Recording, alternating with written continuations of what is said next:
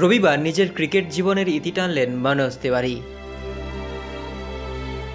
রবিবার সরিয়ে বিকেলে জমকালো সংবর্ধনার আয়োজন করেছিল ক্রিকেট অ্যাসোসিয়েশন অব বেঙ্গল। উপস্থিত ছিলেন সিএবির একাধিক কর্তাসহ বহু প্রাক্তন ক্রিকেটাররা। উপস্থিত ছিলেন সৌরভ গঙ্গোপাধ্যায়, ঝুলন গোস্বামী সহ গোটা বাংলা দল।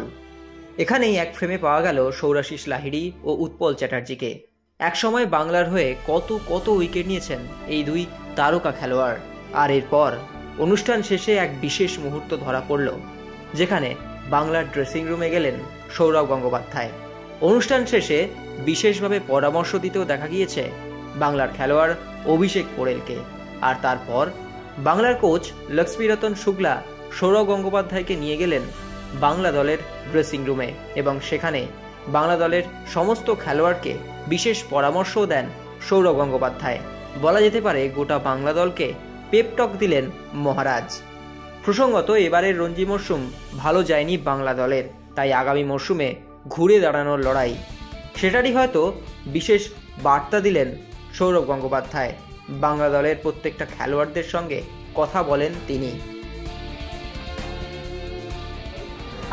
আমি একটাই করব, এক থেকে বলো কি বলো দাদি, no front foot no back foot, it's all about courage. হ্যাঁ, ইনভ্যালুয়েবল ইনপুট। এবার যারা চালাক আছে এটা নিয়ে ঢুকিয়ে নেবে কথাটা। আর এরপর ড্রেসিং রুমের এক কোণে ক্রিকেট কিট ব্যাগটা শেষবারের মতন গুছিয়ে নিলেন মনোজ তিওয়ারি। শেষবারের মতন ড্রেসিং রুম থেকে ছেড়ে চলে গেলেন।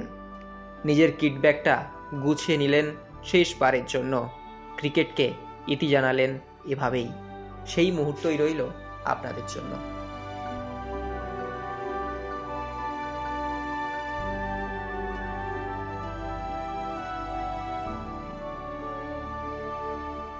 Extra time.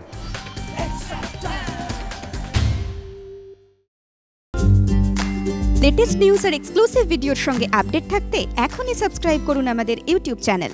বেল আইকনে ক্লিক করতে ভুলবেন না যেন।